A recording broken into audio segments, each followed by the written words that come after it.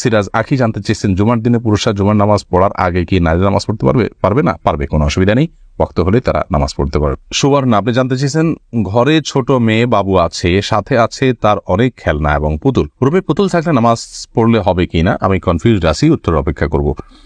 বোন রাবেয়া, রাসূল আকরাম সাল্লাল্লাহু আলাইহি সাল্লামের বাসায় আম্মা জান আয়েশা রাদিয়াল্লাহু তাআলা আনহা পুতুল নিয়ে খেলা করেছেন এবং আরো নবী সাল্লাল্লাহু আলাইহি ওয়াসাল্লামের বাসায় গিয়েছেন, পুতুল নিয়ে বাচ্চারা খেলেছেন, এরকম প্রমাণ পাওয়া যায়। এর উপর ভিত্তি করে অনেক উলামায়ে কেরামের বক্তব্য হলো যে বাচ্চারা যদি পুতুল নিয়ে খেলা করে তাহলে সেটা জায়েজ রয়েছে, শুধু খেলার জন্য, এটাকে শোপিস হিসাবে রাখার জন্য নয়, শোকেসে প্রদর্শন করার জন্য নয়, খেলা করলো, খাট চোখের নিচে পড়ে থাকলো, বাস এইটুকু করাতে কোনো অসুবিধা নেই, এটা অনেক উলামায়ে কেরাম বলেছেন। আবার অনেক উলামায়ে কেরামের মতে শোপিস, এই খেলনা যদি, পুতুল যদি এরকম হয় যে তার পরিপূর্ণ অবয়ব বোঝা না যায়, যেমন বাচ্চারা খেলনা নিজেরা তৈরি করে, জাস্ট আপনার একটা কাপড়ের অংশ দিয়ে কল্লার হাত বোঝা যায়, কিন্তু চোখ কান মুখ নাক এরকম আলাদা করে তার প্রতিটা অঙ্গ স্পষ্ট বোঝা যায় না, পূর্ণাঙ্গ অবয়ব বোঝা যায় না, তাহলে সেরকম পুতুল রাখাতে অসুবিধা নেই।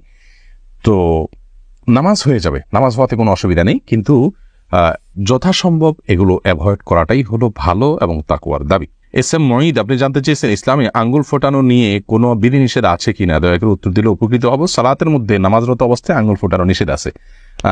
এটা একটা হলো, এটা নামাজের মনোযোগের খেলাফ।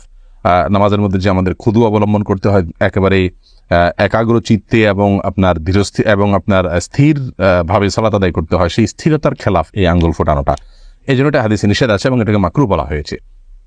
তবে মৌলিকভাবে আঙ্গুল ফোটানোটা যেহেতু অস্বাস্থ্যকর একটি বিষয়, এখন আমরা বিজ্ঞান থেকে এটি জানতে পারি, অতএব প্রয়োজন ছাড়া বলতে এই সালাতের বাইরেও আপনার আঙ্গুল ফোটানো অনুচিত, কিন্তু শরীয়তে বা বিধিনিষেধটা শুধু সালাতের জন্য রয়েছে, সালাতের বাইরে কি আঙ্গুল ফোটালে সেটি নিষেধ হবে এরকম কোনো কথা